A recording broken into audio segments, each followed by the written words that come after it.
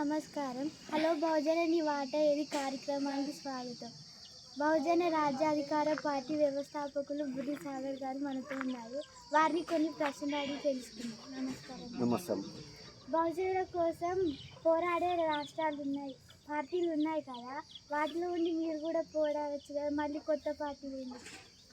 Okay, ముందుగా అందరికీ ఒకసారి జై భీమ్ తెలియజేస్తూ, మంచి ప్రశ్న ఇప్పుడు. ఎందుకంటే ఇది ప్రజలకు కూడా అర్థం కావాల్సిన విషయం ఏంటంటే, తెలంగాణ రాష్ట్రంలో కానీ దేశంలో కానీ అనేక బహుజన రాజ్యం కోసం కొట్లాడే పార్టీలు ఉన్నాయి వాస్తవంగా. మరి అవన్నీ ఉన్నప్పటికీ కూడా తెలంగాణ రాష్ట్రంలో కొత్త పార్టీ ఎందుకు అనే ప్రశ్న, ఇది దాదాపుగా అందరి లోపల, కొంతమంది లోపల ఆలోచన వచ్చి ఉంటుంది. ఎందుకంటే ఆ పార్టీలలో, బహుజన రాజ్యం కోసం కొట్లాడే పార్టీలలో పనిచేసే వాళ్ళకు కూడా ఈ ఆలోచన ఉంటుంది.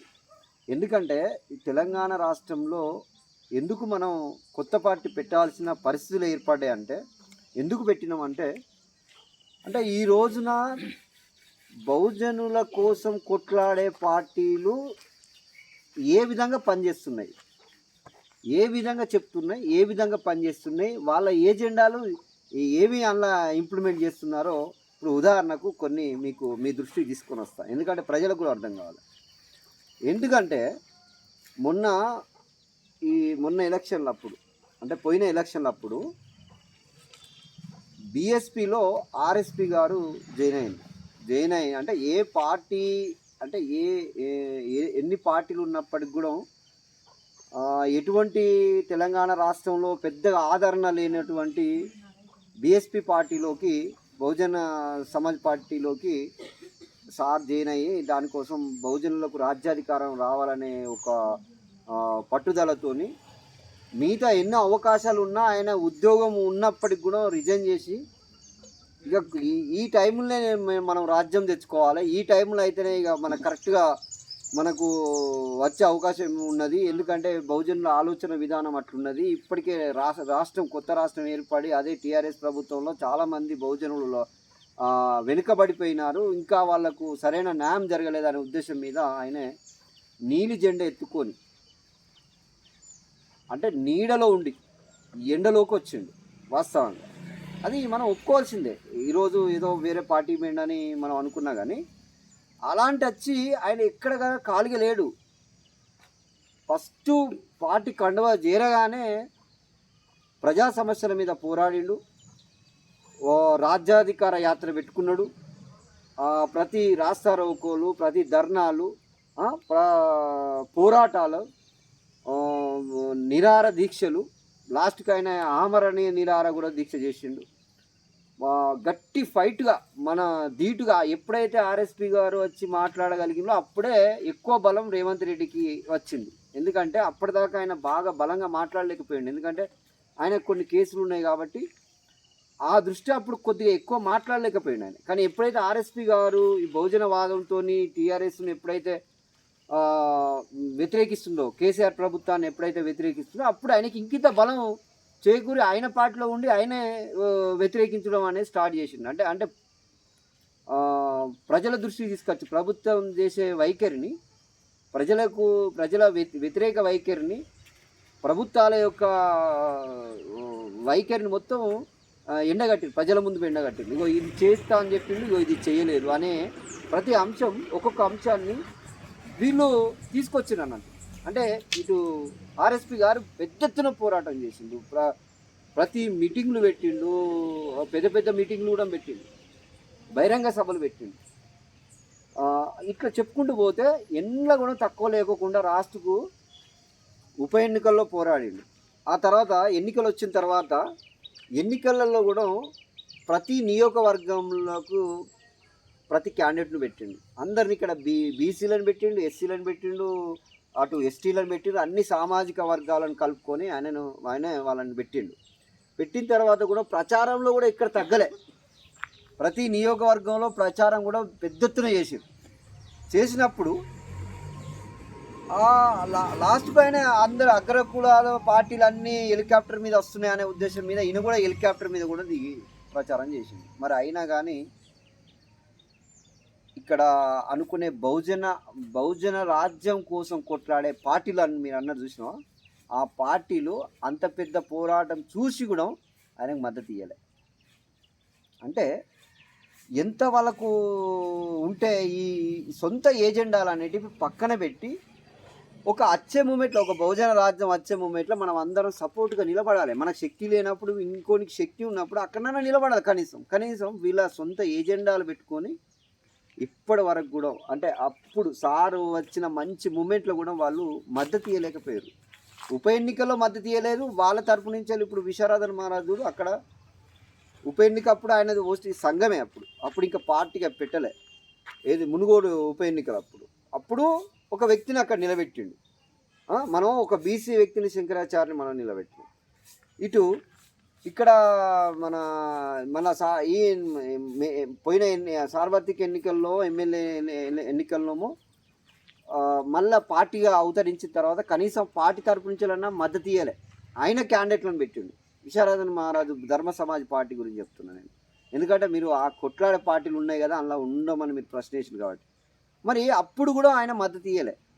అంటే ఆయన సొంత ఎజెండా మీద నేను సార్ కంటే ముందు నేను రాజకీయ అంటే ఒక సంఘం పెట్టినా కదా, ఆ సంఘం నుంచి నేను వస్తున్నా అనే ఉద్దేశం మీద అనుకున్నాడో, మరి ఆయన సొంత ఆలోచన ఏమున్నదో కానీ నేను ఈయనతో ఎందుకు గెలవాలనుకున్నాడో కానీ, మరి ఇద్దరి ఏజెండా బహుజన రాజ్యాధికారం కోసమే ఏజెండా. మరి అలాంటప్పుడు నువ్వు ఒక పెద్ద ఎత్తున మరి ఆయనతో నువ్వు ఉమ్మడిగా ఎందుకు అప్పుడే ఇట్లాంటి జేఏసీ పెట్టి నువ్వు ఎందుకు కాకపోయినా ఇప్పుడు జేఏసీ పెడదామని మీరు తిరుగుతున్నారు. అప్పుడు ఎందుకు మీరు మద్దతు ఇవ్వలేకపోయారు? అది నీ తప్పు కాదా? బహుజన రాజ్యం కోసం కొట్లాడే పార్టీ బలమైంది. నాకన్నా బలవంతుడు ఎవరన్నా వస్తే వారికి మద్దతు ఇవ్వడంలో తప్పే ఉన్నది. నా లక్ష్యం ఒకటే కదా. అలాంటప్పుడు ఆయన మద్దతు ఇవ్వలే. అలా అనుకుంటే ఇప్పుడు మన మందకృష్ణ గారు కూడా ఆయన బీజేపీకి మద్దతు ఇచ్చిండు కానీ ఇటు బహుజన రాజ్యం కోసం కొట్లాడే వాళ్ళకి ఇవ్వలే. అటు సిర్పూర్ కాగజ్ నగర్లో బీజేపీ వాళ్ళు గెలిచారు. వాస్తవంగా ఈయన నిలబడ్డ కాన్సెన్స్ కనీసం ఈయన ఒక్కడు కూడా మనం గెలిపించుకోలేని పరిస్థితులు ఆయన. అంటే ఇప్పుడు ఇంట్లో చూడు, బహుజనులు అట్లాంటి వాళ్ళను ఒకరు చేస్తామని ఉత్సాహం ఉండి, కొంచెం జ్ఞానం ఉండి, ప్రజలకు నేను పంచుతానని వచ్చి కొన్ని త్యాగాలు చేసి వచ్చిన వాళ్ళను మనం నిలుపుకోలేదు. ఎవరు? బహుజనులు. వాళ్ళని కాపాడుకోలేకపోయారు. సరే, ఎందు నిమిత్తమైతే అది పోనీ బహుజనుల కోసం మరి కాపాడుకోపోయినా ఇంకొకసారైనా నన్ను స్వీకరిస్తారు కావచ్చు అనే ఉద్దేశం మీదనన్నా ఆర్ఎస్పి గారు ఉండలేకపోయారు. అంటే ఇక్కడ ఇద్దరిది మనం తీసుకోవాల్సిన పరిస్థితి ఉన్నది. అంటే నాయకుడైనా ఉండాలి వాస్తవంగా. సరే, వాళ్ళది ఏదో అయింది, ఇంకోసారన్నా వాళ్ళు స్వీకరిస్తారని. ప్లస్ బహుజనులన్నా మరి మన కోసం కొట్లాడే గొంతు వచ్చింది, ఆ గొంతును మనం కాపాడుకుంటేనే రేపు పొద్దున మన తరాలకు మనమే అనుభవించినాం బానిసత్వం, కనీసం వచ్చే తరాలన్నా బాగుపడతాయి అనే ఉద్దేశం మీద వాళ్ళు అనుకోవాలి. ఇటు వీళ్ళు అనుకోలే, అటు ఆయన కూడా కొద్ది రోజుల తర్వాత మాయావతి, ఈయన పెట్టిన పార్టీ కాదు అది, మాయావతి గారు పెట్టిన పార్టీ కాబట్టి ఆమె షరతులు అవి ఇవి పెట్టి మద్దతు ఇచ్చి మళ్ళా పొత్తు ఉండమని చెప్పి మళ్ళీ పొత్తు విరమించుకోమనేసరికి వీళ్ళకి ఈ మధ్యలో కొంచెం డిస్కషన్ అయ్యి ఆయన ఇక ఇదంతా మర్చిపోయి ఇక ఇదంతా కాదు ఇక అనే ఉద్దేశం మీద ఆయన ఎంపీ ఎలక్షన్ల టైంలో కేసీఆర్ పార్టీకి వెళ్ళిపోయాడు. అయితే ఇప్పుడు ఈ బహుజనుల కోసం కొట్లాడే సంఘంగా ఉన్న ఇది మన మందకృష్ణ మాదేవ్ గారు ఎంఆర్పిఎస్ అయినా కానీ మనం అప్పుడు హక్కుల కోసం కొట్లాడుకుంటూనే ఉన్నారు తప్ప బహుజన రాజ్యం కోసం కొట్లాడాలి. మళ్ళా బహుజన రాజ్యమే అంతిమ లక్ష్యం అంటారు అప్పుడప్పుడు వాళ్ళు, అంతే. కానీ అంతిమంగా లక్ష్యం కోసం కొట్లాడే అంత పరిస్థితిలో లేరు వాళ్ళు. మాకు హక్కులు ఉంటే సరిపోతుంది, హక్కు ఎవరిస్తే వాళ్ళకి మేము మద్దతు ఇస్తాం అనే ఉద్దేశం మీద వాళ్ళు వేరు. ఇప్పుడు కొట్లాడే పార్టీ ఏంటిది? ఒక విశ్వనాథ మహారాజు తెలంగాణ పార్టీలో ఉన్నది, బీఎస్పీ పార్టీ ఉన్నది. మీకు ఈ విషయం కూడా చెప్తా. ఇప్పుడు విశ్వనాథన్ గురించి మీకు చెప్పిన, మీకు అర్థమైందని అనుకుంటా. మంచి మూమెంట్లు కూడా ఆయన మద్దతు ఇవ్వలేదు, ఆయన సొంత స్వలాభం మాత్రమే చూసుకున్నాడు. బీఎస్పీ ఉన్నది, బీఎస్పీ నుంచే నేను వచ్చిన బయటికి. మీ అందరు చేసి బీఎస్పీ అంటే మనం ఒకసారి గుర్తుపెట్టుకోవాలి, కాన్సీరామ్ సిద్ధాంతాన్ని మర్చిపోయింది ఎవరంటే ఇప్పుడు మాయావతి గారు మర్చిపోయారు. ఇక్కడున్న ఇప్పుడు ఏ రాష్ట్రంలో అక్కడక్కడ పరిస్థితులు ఆ రాష్ట్రంలో ఉన్న వాళ్ళకి తెలుస్తాయి. మనం ఎక్కడో ఢిల్లీలో కూర్చుంటే మనకు తెలియదు కదా, ఉత్తరప్రదేశ్లో కూర్చుంటే మనకు తెలియదు, అక్కడున్న రాష్ట్ర పరిస్థితి మీకు తెలుసు. అట్లనే నువ్వు నేషనల్ పార్టీలతోని కాన్సీరామ్ ఏదైతే అన్నాడో ఆ కాన్సీరామ్ సిద్ధాంతాన్ని నువ్వు పాటించవైతుంది. నేషనల్ పార్టీలతో పొత్తద్దంటివి. పొత్తు పెట్టుకుందాం, ఎప్పుడు పెట్టుకుందాం అంటే పొత్తు మొత్తానికి అద్దంటలేదు. మళ్ళీ పొత్తు పెట్టుకుందాం ఎప్పుడు మనం గెలిచిన తర్వాత అప్పుడు పొత్తు పెట్టుకుందాం అంటారు తప్ప, మరి ఒక్కొక్కసారి కాళేశ్వరం సిద్ధాంతాన్ని మనం ఎందుకు పాటించకూడదు అనే ఉద్దేశం మీద ఇక్కడున్న పరిస్థితులు ఆమెకు తెలియక, అక్కడున్న ఒక ఉత్తరప్రదేశ్ ఉన్న పరిస్థితులే ఆమె అధ్యయనం చేసుకొని పోనీ అక్కడన్నా గెలుస్తున్నదా అంటే ఆడ కూడా అది క్రమేపీ 4 సార్లు ముఖ్యమయ్యేసరికి ప్రజలకు కూడా ఆడ సరైన మాయావతి గారు కానీ అక్కడున్న బహుజన్ సమాజ్ పార్టీ కానీ చేయకనే క్రమేపీ ఒక్క సీటు కూడా లేకుండా తగ్గుకుంటూ వస్తుంది. అంటే వాస్తవంగా ఏంటంటే వాళ్ళు మహనీయులు కోరుకున్న ఆశయాన్ని వాళ్ళు క్రమేపీ ఒక పార్టీకి, అంటే ఇతర పార్టీలు మనం విన్నాం కానీ మనం చూడలేదు ఇప్పటి వరకు, ఇతర పార్టీలకు అధికారంలో ఉన్న పార్టీలకు భయపడి ఏ నిర్ణయాలు తీసుకోలేని పరిస్థితిలో వాళ్ళు ఉన్నారు అన్నట్టుగా మనకు కనబడుతుంది. ఎందుకంటే కాంగ్రెస్తోని లేదు, ఉంటేనన్నా బీజేపీతో ఉన్నట్టు కనబడ్డా కానీ అటన పూర్తిగా ఉండలేకపోతాను. ఇటు మధ్యలో కార్యకర్తలు ఆగమవుతారు, ఎటుగాని పరిస్థితుల్లో అవుతారు.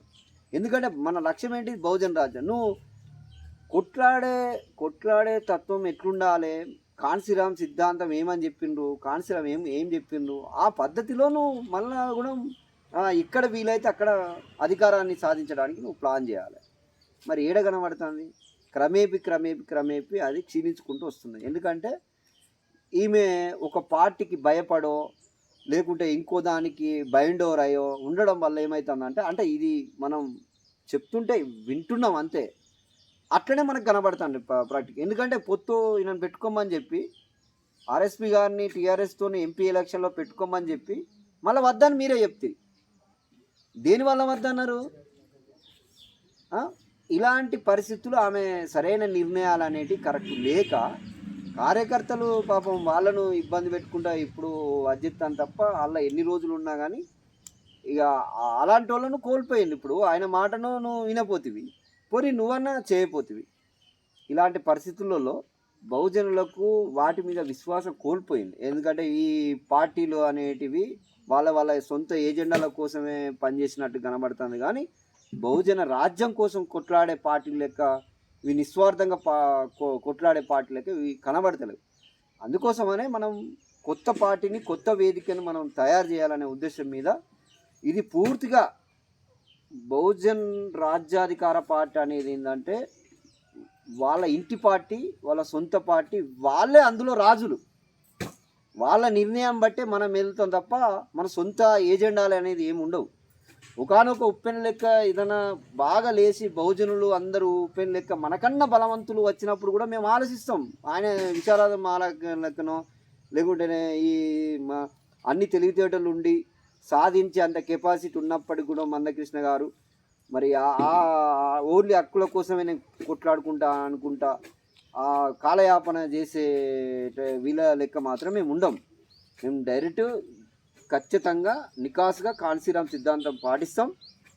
బరాబర్ రాజ్యం కోసం ఏ ఎత్తుగడలు వేయాలో ఆ ఎత్తుగడలు ఖచ్చితంగా వేసి మేము రాజ్యం సాధించడానికి కొట్లాడతాం. అందుకే మనం తెలంగాణ రాష్ట్రంలో కొత్త వేదిక పుట్టవలసి వచ్చింది. అదే బహుజన్ రాజ్యాధికార పార్టీ ప్రజలది. అది ఏ పని చేయాలన్నా డబ్బుతోనే పని, అలాగే మీడియా కూడా అవసరం కదా, మీరు ఎలా చేస్తారు? అదే ఇది 100% వాస్తవం. ప్రతి ఒక్కరికి ఒక్కొక్క మీడియా పార్టీలకు ఉన్నది, మనకు తెలిసిన విషయం. కొన్ని మీడియాలకు అయితే 5-6 ఉన్నాయి, కొన్ని మీడియాలకు 10 ఉన్నాయి, కొన్నిటికి 18 ఉన్నాయి. ఇట్లా వాళ్ళ యొక్క బలం ఇటు మీడియా పరంగా కానీ ఇటు సోషల్ పరంగా కానీ ఇట్లా ఎక్కడికక్కడికి బహుజనులను అరికట్టడానికి, బహుజనులను వాళ్ళ గుప్పిట్లో అధికారం ఉన్నది కాబట్టి వాళ్ళని ఒత్తిడి చేసో లేకుంటే ఇంకో రకంగా చేసో అనే ఉద్దేశం మీద వాళ్ళ దగ్గర ఉన్నాయి మాట వాస్తవమే. కానీ మా దగ్గర సెల్ ఫోన్ అనే ఒక ఆయుధం ఉన్నది, సోషల్ మీడియా. మాకు ఈ సోషల్ మీడియా సరిపోతుంది. మేము అందరం మా నోరే మా ప్రచారం, మా గొంతే మా ప్రచారం. మేము మాకున్న అతి తక్కువ టెక్నాలజీని మేము వాడుకుంటాం, అదే ఉండాలని ఏం లేదు మాకు. ఇక ఎట్లాగో బహుజనుల పార్టీ అనగానే వాళ్ళు ఈ మీడియా వాళ్ళు అందరు అగ్ర కులాలే ఉంటాయి కాబట్టి మాకు సపోర్ట్ చేయకపోవచ్చు. కానీ మేము ఒక్కరికి మనం రూపాయి ఇచ్చటోళ్ళం కాదు కాబట్టి వాళ్ళు చేయరు. చేరు అలా ఒక్కలో ఇద్దరు ఒకవేళ చేస్తే చేయవచ్చు, భవిష్యత్తులో ఇది మనం చెప్పలేము కాబట్టి. కానీ మేము ప్రజల యొక్క గొంతే మా ప్రచారం, మా మీడియా, మా గొంతే మేము మీడియా లెక్క మేము ప్రచారం చేసుకుంటాం. మాకున్న కొద్దిపాటి టెక్నాలజీని మేము వాడుకుంటాం, సెల్ ఫోన్లను. ఆ విధంగా మేము ప్రచారం చేసుకుంటాం. డబ్బు అంటే వాస్తవమే మీరు అనేది. డబ్బు అనేది నేను ఇంతకుముందు కూడా మీకు చెప్పిన, మేము బహుజనులమైన వాళ్ళం. ప్రతి రూపాయి వేసుకుంటే 93% మేము ఉన్నాము. ప్రతి ఒక్కరూ ఏదో రకంగా మాకు సహాయం చేస్తూనే ఉంటా అంటారు. పార్టీని కాపాడుకునేది వాళ్ళే, పార్టీకి నిధులు ఇచ్చేది వాళ్ళే, పార్టీని బలోపేతం చేసేది కూడా ప్రజలే. కాబట్టి అందులో మేము ఒక సేవకుల లెక్క, ఒక జీతగాళ్ళ లెక్క మేము పనిచేయడానికే ఈ వేదికను మేము ఏర్పాటు చేయడం అనేది జరిగింది. ఇప్పుడున్న తెలంగాణ ప్రభుత్వం పరిపాలన ఎలా ఉంది? ఇప్పుడున్న తెలంగాణ రాష్ట్రంలో మేము చేసేది ఒక్క రేవంత్ రెడ్డి గురించి, ఒక కేసీఆర్ గురించో, మొత్తం వీళ్ళ ఒక ఇంతకుముందు ఉన్న ముఖ్యమంత్రుల మీదనే కాదు మా ఫైట్. అసంగి తెలుసుకోవాలి, వీళ్ళు రాజకీయ పరంగా ఇప్పుడు ఉన్నారు కాబట్టి వీళ్ళ మీద మనం మాట్లాడుతున్నాం. కానీ మేము టోటల్గా అగ్రకులంలో ఉన్న రాజకీయ వ్యవస్థ మీద, ఆ పాలకుల మీద మా ఫైటు. ఎందుకు అని అంటే మేము ఎప్పటికైనా రాజ్యాధికారానికి ఆమడ దూరంలో ఉంటాను. అది ఎట్లుంటుందో కూడా తెలియలేని పరిస్థితిలో మేము గత కొన్ని తరాల నుంచి ఉంటున్నాం. ఏళ్ళ నుంచి కాదు, తరాల నుంచి, శతాబ్దాల నుంచి ఉంటున్నాం. మేము వీళ్ళు ఒక్కలే మాకు టార్గెట్ కాదు. అయినా కానీ ఇప్పుడు మీరు అడిగినారు కాబట్టి తెలంగాణ రాష్ట్రంలో మనకెంతో కొంత మేలు జరుగుతుందని కేసీఆర్ మీద కోపం మీద ఇది రేవంత్ రెడ్డి ఓటేసింది తప్ప, కానీ రేవంత్ రెడ్డి మీద ఇష్టంతోనో ప్రేమతోనో వీళ్ళు ఓటేయలే జనం. ఇట్లా కేసీఆర్ను ఓడిద్దామనే కారణం మీద కేసీఆర్ ఏం చేసిండు, అక్కడ బహుజనులకు సరైన వాళ్ళకు ప్లాట్ఫారం క్రియేట్ చేయాలి. ఒకటి దళితులను పూర్తిగా మోసం చేసిండు. ఆ చివరి దశలో కూడా వాళ్ళకి చేసినా వాళ్ళు ఏమైనా ఆలోచిస్తురే కావాలి, అట్లా కూడా ఆయన చేయలేదు. చాలా వరకు ఆయన ఒక కుంభకోణాలు ఇటు ఈ వ్యవస్థ వల్ల ఆయన చేయడం వల్ల అసలు టీఆర్ఎస్ ప్రభుత్వాన్నే పక్కకు పెట్టాలి, కేసీఆర్నే మూర్ఖత్వం నుంచి వెళ్ళి ఒక కుటుంబ పాలనను పక్కకు పెట్టాలనే ఉద్దేశం మీద ఈ రేవంత్ రెడ్డిని ఎన్నుకున్నారు. రేవంత్ రెడ్డి మీద ప్రేమతోనూ అది కాదు, అంటే కొంచెం ప్రేమ కలిగింది. ఎక్కడ ప్రేమ కలిగిందంటే జస్ట్ ఆయన మీద ప్రజలకు, ఎక్కడ బహుజనులకు కొంచెం టెంప్ట్ అయినానంటే, ఆయన ఒక ఎంపీగా ఉన్నప్పుడు పార్లమెంట్లో ఒక మాట అంటాడు. ఏమంటాడంటే, నేను శూద్రుడినే, ఒక నాకు ఇలాగే హిందీ మాట్లాడొస్తుంది అని సీతారామ శాస్త్రికి ఆ పార్లమెంట్ సాక్షికి చెప్తాడు. అప్పటి నుంచే ఆయన కొంచెం బ్రేక్ అయింది. ఎందుకంటే ఇక్కడ అప్పటికే ఆర్ఎస్పీ గారు బహుజన వాదంతో ఉర్రెత్తున ఊగే టైంలో ఆయన దాన్ని అడాప్ట్ చేసుకొని ప్రతి మీటింగ్లో చూడు ఆయన నీలి జెండా వేసుకొని పెద్ద పెద్ద మీటింగ్లలో మాట్లాడాడు. అంటే పార్టీ జెండా కాకపోయినా నీలి రంగు కండువతోని ఆయన ప్రతి మీటింగ్లో, అప్పుడున్న పెద్ద పెద్ద మీటింగ్లలో అలాగే మాట్లాడి అట్లా అట్రాక్ట్ చేసిన అన్నమాట. అంటే ఇప్పుడు మనోళ్ళు ఏమనుకున్నారు, అరే ఈ మనోడు కూడా అదే అంటున్నాడు కదా, ఎట్లయినా ఆయన శూద్రుడే కావచ్చు, కానీ అప్పటిదాకా రెడ్లకు కానీ వెలుమలకు కానీ తెలియదు ఈ మేము కూడా శూద్రం అన్న సంగతి. వీళ్ళు మాకన్నా తక్కువ జాతి అని కింది కులాలను తొక్కడమే వాళ్ళ ప్లాన్గా పెట్టుకున్నారు అన్నట్టు. కానీ ఎప్పుడైతే ఆయన ఒక రెడ్డి సామాజిక వర్గమైన అప్పటికి ఆయన పార్లమెంట్ సాక్షిగా నేను శూద్రుని అని ఎప్పుడైతే చెప్పిండో అప్పుడు కొంచెం వీళ్ళు అది దానికి అదైంది. తర్వాత ఆయన నీళ్ళు కార్డు వేసుకొని ప్రతి పెద్ద పెద్ద మీటింగ్లలో అట్లా ఆకర్షణీయంగా మాట్లాడాడు. అప్పుడు బహుజనుల కోసమే నేను పనిచేస్తాననే ఒక ఒప్పందాలు చేయడం, పథకాలు చేయడం, అట్లా ప్రజలు కొంత ఆకర్షించవచ్చు. ఇప్పుడు ఏమైంది, ఇప్పుడు ఆయన ఏ పథకాలు చేద్దామన్నా ఇప్పుడు నాకు పైసలు లేవు అంటాడు. ఇప్పుడు అంతకుముందు అంతకుముందు కాంట్రాక్ట్ బిల్లులు ఎక్కువ లేవు, ఇప్పుడు ఇవ్వలే. ఇప్పుడు చేసే వాళ్ళకు పనులు లేవు. 18 నెలలు అవుతుంది, ఎవ్వరికి అసలు ఒక రూపాయి జేబులలో లేకుండా అయిపోతుంది ప్రతి బహుజనులు. వాళ్ళకంటే ఎట్లో ఒకట్లా జీతాలు వస్తే ఎట్లో ఉంటాయి, కానీ సాధారణ జనం దగ్గర రూపాయలు మెదులుతలేవు, పైసలు మెదులుతలేవు. ఎందుకంటే ప్రభుత్వం కార్యక్రమాలు చేస్తా అంటే, ప్రభుత్వం ఏదో కాంట్రాక్ట్ ఇచ్చే వాళ్ళకు కాంట్రాక్టులు లేకుంటే ఏ పనులు వాళ్ళకు అప్పచెప్తా అంటే పనులు పెరుగుతూ ఉంటాయి, దాని ద్వారా ఉపాధి కలుగుతూ ఉంటుంది, దాని ద్వారా 2 రూపాయలు వాళ్ళ జేబులో ఉంటాయి. కానీ అట్లా కూడా ఫెయిల్ అయిపోతాను. ఇటు పథకాలను పెట్టి 6 గ్యారంటీలను పెట్టి 6 గ్యారంటీలో దాంట్లో ఒకటి ఫ్రీ బస్ అని పెట్టిండు అంతే. తర్వాత 2500 స్త్రీలకు నెల ఇస్తా అన్నాడు, అది ఇవ్వలేదు. ఇప్పుడు 12,000 రూపాయలు ఆత్మీయ భరోసా ఇస్తా అన్నాడు, అది ఇవ్వలేదు. తర్వాత దళితులను అయితే బుడ్డ వచ్చిన వాళ్ళు ప్రతి ఒక్కడు ముంచుడే, హామీలు ఇస్తారు, వాడికి వచ్చి మర్చిపోతారు. ఇప్పుడు అంబేద్కర్ ఆత్మీయ భరోసా 12 లక్షల రూపాయలు ఇస్తానని చెప్పి ఇప్పటి వరకు వాటి ఊసెత్తడం లేదు, అసలు వాటి మాటే మాట్లాడడం లేదు. అంబేద్కర్ అంటే దళితులను మోసం చేయడం అంటే పక్క ఈ రాజకీయ నాయకులను వీళ్ళు ఎట్లా బుట్టలేయాలి, మళ్ళీ లాస్ట్ చివరికి వచ్చే వరకు వాళ్ళకి మందు డబ్బులు ఇచ్చి వీళ్ళని మళ్ళీ ఎట్లా అట్రాక్ట్ చేసుకోవాలో వాళ్ళకి తెలుసు, వీళ్ళని ఎట్లా గ్యారెంటీ చేయాలనేది వాళ్ళకి విద్య తెలుసు. కాబట్టి వీళ్ళకు చెప్పేటప్పుడే చెప్దాము, ఎక్కినాక మర్చిపోదాం, అధికారం వచ్చినాక మర్చిపోదాం. ఇక అలాంటి స్వభావం కలిగి ఇప్పటి వరకు దాన్ని ఊసే ఎత్తడం లేదు, అసలు పైసలు అనేది. ఇప్పుడు రాజు వికాస్ అన్నాడు, అది కూడా సరిగ్గా రేపు మాపు మొన్న 2వ తారీఖు అన్నాడు, అట్లా ఇట్లా అన్నాడు, ఇప్పటి వరకు ఏది లేదు. ఇప్పుడు ఇండ్లు అని తీసుకొచ్చిర్రు, ఇండ్లని తీసుకొచ్చిన తర్వాత కూడా దాన్ని లిమిట్ పెట్టిండు. ముందు అది 2-3 లక్షలు ఉన్నోడే ఇల్లు కట్టుకోవాలి, మరి లేనోళ్ళ సంగతి ఏంటి? నేను అందుకే ఏమంటున్నా, లేనోళ్ళు కూడా కట్టుకోవాలంటే నువ్వు ముందుగాల ముగ్గు పోయంగానే డబ్బులు చేతిలో పెట్టాలి, ఓ 2 లక్షలు ఇవ్వాలి. ముగ్గు పోయగానే 2 లక్షలు చేతులు ఇస్తే వాళ్ళు ఆ 5 లక్షల వరకైనా పర్వాలేదు కట్టుకుంటారు. నువ్వు ఇచ్చే 5 లక్షలైనా పర్వాలేదు, కానీ ముందు ఇవ్వాలి, నువ్వు ముగ్గు పోయగానే ఇవ్వాలి. లేకుంటే ఇక్కడ ఏ గ్రామం ఉంటుందో ఆ గ్రామంలో ఉన్న అధికారి కంట్రోల్లోనైనా పెట్టాలి. కట్టి వాళ్ళ ద్వారా ఆ 1,00,000 రూపాయలు ఫస్ట్ వాళ్ళు కట్టరా అనే ఉద్దేశం మీద నీకు డౌట్ ఉంటే అక్కడికి వచ్చి ఆ స్థలాన్ని వాళ్ళు ఎట్లా ఫోటో తీసుకుంటున్నారు కాబట్టి నువ్వు ఆ 2 లక్షలు వాళ్ళ చేతిలో పెట్టి నువ్వు కట్టియాలి. ప్రజలు ఎందుకు కట్టుకోరండి? ఇల్లు లేని వాళ్ళు ఎంతోమంది ఎదురు చూస్తారు. ఇప్పుడు నీ 2-3 లక్షలు లేక మళ్ళీ ఉన్నోడే కట్టుకుంటాడు, కొద్ది గొప్ప ఉన్నోడే కట్టుకుంటాడు. అప్పటిదాకా రేకులో ఏదో మా కొద్ది గొప్ప మంచిగా అదే మన ఉన్నోళ్ళు ఇప్పుడు మళ్ళీ వాళ్ళు కట్టుకుంటారు. ఎందుకంటే 2 లక్షలు వాళ్ళ దగ్గరనే ఉంటాయి, ముందు పెట్టుబడి పెట్టి కట్టాలి కాబట్టి వాళ్ళ దగ్గర. అది కూడా లేని పరిస్థితిలో ఉన్నోళ్ళకు నువ్వు చేయాలి కదా ఇందిరమ్మ ఇల్లు అంటే, అది కూడా నువ్వు చేయలేకపోతున్నావు. కాబట్టి ఇటు ఇండ్లో కూడా ఫెయిల్ అయ్యి ఇప్పుడు రేపు పొద్దున చాలా వ్యతిరేకత వస్తుంది. చూడండి, ఎవ్వరు ఇల్లు కట్టమని రిటర్న్ పంపుతున్నారు. అప్పుడు 5 లక్షలు అంటే తీసుకోవడానికి ఇష్టపడరు. ఇప్పుడు కట్టుకోలేం బాబు నువ్వు పెట్టే ఇప్పుడు ఈ కండిషన్లకు అనే ఉద్దేశం మీద మొదలైంది. అలాంటి పరిస్థితి ఇప్పుడు ఏర్పడుతుందన్నమాట. ఇది మన రేవంత్ రెడ్డి సర్కారు. ఇంకా ఏంటిది, ఇటు దళితుల బంధు అంటే అప్పుడున్న దళిత బంధు, ఇంకో రైతు భరోసా. నేను ఇది ఎంత రైతు బంధు రైతు భరోసా పెట్టిండో, ఇది ముందుగాల రైతు భరోసా అనేది ఒక లిమిట్ పెట్టి ఆపేయనుండే, అట్నే పెట్టిండు అనుకున్నాం మనం.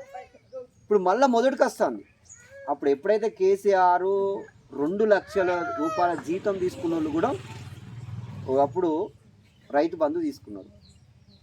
ఇప్పుడు ఉద్యోగస్తులకే భూములు జాగాలు ఎక్కడో కొన్ని ఎవరికో మునాబాలకు ఇస్తూ ఉంటారు.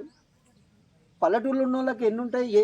అందులోటి ఎస్సీ ఎస్టీలకు భూములు ఏముంటాయి? మేజర్గా వెనుకబడ్డ జాతి వాళ్ళ ప్రజలకు అసలు భూములు ఉంటాయా?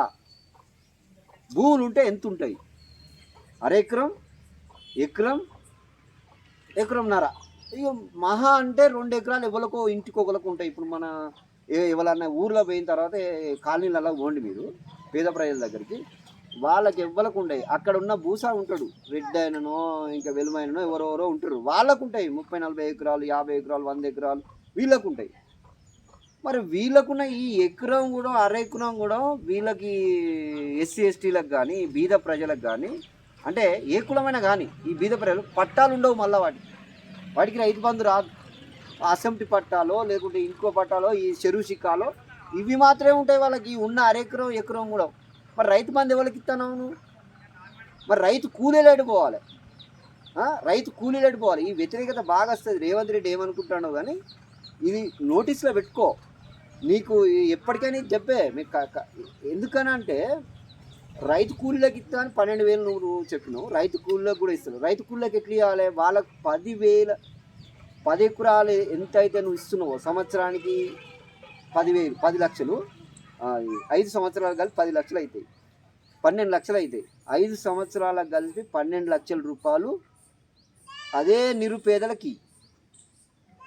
ఇప్పుడు 10 ఎకరాలు ఉన్నాయనుకో, ఇప్పుడు నువ్వు 9 ఎకరాల వరకు ఇస్తానంటాను. 9 ఎకరాల వరకు 5 సంవత్సరాలకు ఎన్ని అవుతాయి? 5 సంవత్సరాలకు మినిమం 8 లక్షలు అవుతాయి. అంటే 2 లక్షలు మాఫీ చేసిండు మళ్ళా. అంటే మినిమం 10 లక్షల లోపు అనుకో. 10 లక్షల లోపు ఈ 5 సంవత్సరాల పీరియడ్లో డబ్బు భూమి ఉన్నోనికే ఇస్తాను. నువ్వు భూమి ఎవరికైతే ఉన్నాయో వారికి నువ్వు డబ్బులు ఇస్తాను. నువ్వు గిట్టుబాటు ధర ఇస్తే పర్వాలేదు. ఇప్పుడు రైతు బంధు అని, ఆత్మీయ భరోసా అని, నువ్వు రైతు భరోసా అని నువ్వు ఇస్తున్నావు. మరి ఏమి లేడి అట్టడుగు నిరుపేద వ్యక్తులకు, వాళ్ళు ఏ కులమన్నా కానివ్వండి, భూమి లేకపోతే పేదోడు అన్నట్టే కదా, ఏ కులమన్నా కానివ్వండి, మరి వాళ్లకు ఉన్నటువంటి భూములే లేవు. మరి వాళ్ళకి నువ్వేమిస్తాను? భూమి లేని కూలోళ్ళకు నేను 12,000 ఇస్తాను. 12,000 ఇస్తే నువ్వు అక్కడ నువ్వు 9 లక్షలు ఇస్తావు, ఈయనకు 12,000 అంటే 5 సంవత్సరాలు కలిపి ఎంత అవుతానే నీకు? 60,000 రూపాయలు అవుతాయి. అంటే 60,000 వీళ్ళు ఇచ్చి బుజ్జగించి ఈ పేదోడు కాబట్టి, అరే నువ్వు బతుకురా కుక్కలకి బిస్కెట్ వేసినట్టు నేను వేసి ఉంచుతా, నువ్వు కూలోని కాబట్టి, వాడు భూస్వామి కాబట్టి 9 లక్షలు 10 లక్షలు నేను ఆయనకి ఇస్తా ఈ 5 లక్షల పీరియడ్లో అన్నట్టుగానే కదా ఇప్పుడు ఈ ప్రభుత్వాలు అనేది చేసేది. నువ్వు అలాంటప్పుడు రైతు కూలీలకును రైతుకు ఒక లిమిట్ పెట్టి ఇద్దరికి సమానంగా నువ్వు ఈక్వల్గా ఇవ్వాలి. ఇస్తే వాళ్ళకు నో ప్రాబ్లం. అప్పుడు రైతుకు అంతే పడుతుంది, రైతు కూలికి కూడా అంతే పడుతుంది. ఎందుకంటే వీళ్ళింట్లో 4 ఉంటారు, వాళ్ళింట్లో 4 ఉంటారు. మరి వీళ్ళకు డేట్ ఒక్కటే లేదు, వీళ్ళకు డిసెంబర్ ఒకటేసారి వస్తుంది, వాళ్ళకు డిసెంబర్ ఒకటేసారి వస్తుంది, వీళ్ళకి జనవరి ఒకటేసారి వస్తుంది, వాళ్ళకు జనవరి ఒకటే వస్తుంది. వీళ్ళ కాల పరిమాణం ఒకటే, సంవత్సర కాలమే, వాళ్ళ కాల పరిమాణం ఒకటే, వాళ్ళకు డిఫరెన్స్ లేదు కదా. మరి లేనప్పుడు నువ్వు రైతుల కోసం అన్నప్పుడు రైతు కూలీలకు కూడా నువ్వు సమానంగా ఇవ్వాలి. మనం అనేది అదే, రైతుకి ఎట్లయితే ఇస్తున్నావో రైతు కూలీలకు కూడా సమానంగా ఈక్వల్గా ఇవ్వండి. అసెంబ్లీ భూములున్నా ఏ భూములున్నా రైతు కూలీ అయితే నువ్వు ఇచ్చేస్తే అలా అసెంబ్లీ భూములు కలిసి వస్తాయి. ఈ 2 ఎకరాల భూములు పట్టా లేని కలిసి వస్తాయి, పట్టా ఉన్నాయి కలిసి వస్తాయి. ఒక 2 ఎకరాలు ఉన్నోడు ఉంటాడు, 5 ఎకరాలు ఉన్నోడు ఉంటాడు, 10 ఎకరాలు ఉన్నోడు కూడా ఈక్వల్గా వాళ్ళకు నువ్వు ప్రభుత్వ సొమ్మును వాటాలుగా వారిగా నువ్వు వేస్తున్నావు. కట్టినప్పుడు అందరి మీద నెత్తి మీద వాటాలు సమానంగా పడతాయి. కానీ తీసుకునేటప్పుడు ఎవరు తీసుకుంటారు? భూస్వాములే తీసుకుంటారు. మనం అనేది ఏంటంటే ఇప్పుడు కొంచెం రైతులకు కోపం రావచ్చు, కానీ మీరు అర్థం చేసుకోండి రైతులారా, మీరు రైతుల దగ్గరికి వచ్చే పని వాళ్ళని గురించి కూడా మీరు ఆలోచిస్తారు కదా. మీకు టిఫిన్ బాక్స్ తీసుకొని వస్తే అలా ముద్ద ఎవరికైనా వచ్చిన కూలోళ్ళకు కూడా పెట్టే భూస్వాములు ఉన్నారు. ఇప్పుడు వాళ్ళ పచ్చడి కానీ వాళ్ళ కూర కానీ అంతా అప్పుడున్న రోజులు లేవు, వాళ్ళు వేరు వీళ్ళు వేరు అనేది. కానీ ఇప్పుడు వాళ్ళు ఒక పెద్ద గిన్నె పట్టుకొచ్చి ఆ గిన్నెలకి వెళ్ళి వచ్చిన కూలోళ్ళకు కూడా పెట్టే భూస్వాములు ఉన్నారు. మీరు ఆలోచించండి ఒకసారి. మీకు మరి మాకు సమానంగా ఉన్నప్పుడు నా దగ్గర కూలికి వచ్చే వ్యక్తికి కూడా సమానంగా ప్రభుత్వం నుంచి వచ్చేది అయితే సమానంగా ఉండాలి కదా. పంట నుంచి అయితే అడుగుతలేరు కదా. పంట నువ్వు పండిస్తున్నావు, నీకు ఆస్తున్నది, నువ్వు తీసుకుంటున్నావు. అసలు వాస్తవంగా భూమి పంచాలి. ఆ భూమి పంచే పరిస్థితిలో నీకు చేతనైతే లేదు ప్రభుత్వాలకు. కనీసం వచ్చే వాటా నుంచాలన్నా సమానంగా ఉండాలి కదా. మరి ఎక్కడ చేస్తున్నావు? మరి రేవంత్ రెడ్డి ప్రభుత్వాన్ని మనం ఎట్లా మెచ్చుకోవాలి? ఇంకోటి కూడా ప్రభుత్వం ఒకటి సలహా ఇస్తాను, వాళ్ళు ఇప్పటికైనా తీసుకుంటే. నేనేమంటున్నా అంటే, పేదోడు ఉన్నోడు లేడోడు అని క్యాలిక్యులేటర్ తెలవాలంటే 4 కార్డులు తీయ అంటున్నా. 4 కార్డులు తీయి. 4 కార్డులలో ఒకటేమో వాళ్ళ ఇప్పుడు ఎట్లయితే మనకు ఆధార్ కార్డు ఉంటుందో సేమ్ అదే కార్డు ఇప్పుడు రేషన్ కార్డు ఉన్నది. ఇది పేదోళ్ళకు ఉన్నది. పేదోళ్ళకి ఎంత పరిమాణంలో వాళ్ళ ఆదాయ పరిస్థితిని బట్టి రేషన్ కార్డు అనే కార్డు ఒకటి. కార్డులలో రకాలు పెట్టు, రెడ్ కార్డు, బ్లూ కార్డు, ఈ కార్డు ఆ కార్డు అని ఒక 4 కార్డులను తీసి ఉన్నోళ్ళ కార్డు వేరే, మిడిల్ అంటే కొంచెం మామూలుగా ఉన్నోళ్ళ కార్డు వేరే, మామూలు కార్డు వేరే. అంటే మామూలుగా కొంచెం మెరిట్గా ఆ గ్రామంలో కొంచెం మెరిట్గా ఉన్నవాళ్ళు, అతి నిరుపేదలైన కార్డు వేరే. ఈ 4 కార్డులు తీస్తే ఈ ఉన్నోని లెక్క కూడా నీకు తెలుస్తుంది కదా. ఉన్నోని దగ్గర ఎంత ఆదాయం ఉంటుంది, ఎంత ట్యాక్స్ కడతాడు, ఎంత బెనిఫిట్ ఉంటుందో లిస్ట్ నీకు తెలుస్తుంది కదా. ఈ కార్డులు అనేవి నువ్వు కరెక్ట్ తీసేది ఉంటే ఈ కిందోనికి కూడా నీకు అందడానికి ఉంటుంది. ఇక నువ్వు ఒకటే ఈ 2 కార్డులు పెట్టి, ఒకటి తెల్ల రేషన్ కార్డు, ఒకటి రెడ్ రేషన్ కార్డు అని 2 పెడితే ఇక్కడ ఏమవుతుందంటే అసలైన నిరుపేదానికి కూడా కొంత అందలేని పరిస్థితి అవుతుంది. వాడిని వెనక అందుతుంది కావచ్చు, వెనకెప్పుడో అంతే, అసలు అందదు కూడా తెలియదు. ఇటు వాడునోడు ఏం లేనోడు, 104 లేనోడు అయితే అటు వాడడానికి తెలియదు. వాడు ఎప్పుడన్నా గ్రామంలో ఉన్న సమస్యల గురించి మాట్లాడడానికి వచ్చి కొంచెం లేకుంటే గొంతెత్తి మాట్లాడుతున్నావు, లేకుంటే గట్టిగా మాట్లాడుతున్నావు, వాడు అరే పలానోడు ఇవ్వరు అంటే మూలకు ఉంటుంది అక్కడ వాళ్ళ నర్సయ్య కొడుకు కాదా అంటారు. అన్నట్టుగా ఇప్పుడు 104 లేని వాళ్ళం మేము. మాకు ఫస్ట్ నుంచి చదువుకు దూరం చేసిర్రు, విద్యకు దూరం చేసిర్రు, వైద్యానికి దూరం చేసిర్రు. ఇప్పుడు ఏ సదుపాయాలు లేని గవర్నమెంట్ హాస్పిటల్లో మేము చేసుకుంటే ట్రీట్మెంట్లు, మీ కొడుకులను మీరు భూస్వాములు అంటే మీరు అగ్రకుల రాజకీయ నాయకులు అంతా కలిసి ఉన్నతమైన కార్పొరేటు హాస్పిటల్లో మీరు వైద్యం చేసుకుంటారు. అంటే మా పిల్లలేమో గవర్నమెంట్ ఏ సదుపాయం లేని స్కూళ్ళలో చదువుతారు, మీ పిల్లలేమో కార్పొరేట్ స్కూళ్ళలో చదువుతాం. ఇప్పటికి కూడా తేడా ఉన్నది. మరి మెయిన్గా ఈ రెండిట్లలో మనం చూసుకుంటే అందుకోసమేనండి నేను చెప్పేది, ఖచ్చితంగా రేవంత్ రెడ్డి ప్రభుత్వం అనేది ఫెయిల్యూర్ అయింది. అంతకుముందు ప్రభుత్వాలు కూడా ఫెయిల్యూర్. అది ఇంతకుముందే చెప్పిన విద్యా వైద్యం గురించి. కలెక్టర్ కొడుకు ఎక్కడ చదువుతాడో పేదవాడి కొడుకు కూడా అక్కడ చదవాలి. ఎవరైతే ఒక ముఖ్యమంత్రి కొడుకు ఎక్కడ చదువుతాడో ప్రతి పేదవాడి కొడుకు కూడా అక్కడ అలాంటి స్కూల్లోనే చదవాలి.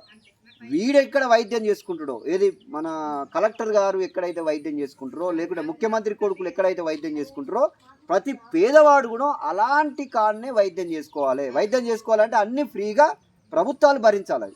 విద్యా వైద్యం అనేది పేదోడికి చాలా అవసరమైన ముఖ్యమైన ఘట్టాలు. ఈ రెండు గవర్నమెంట్ హాస్పిటల్ని చూపిస్తారు కానీ అందులో ఏ సదుపాయాలు ఉండవు.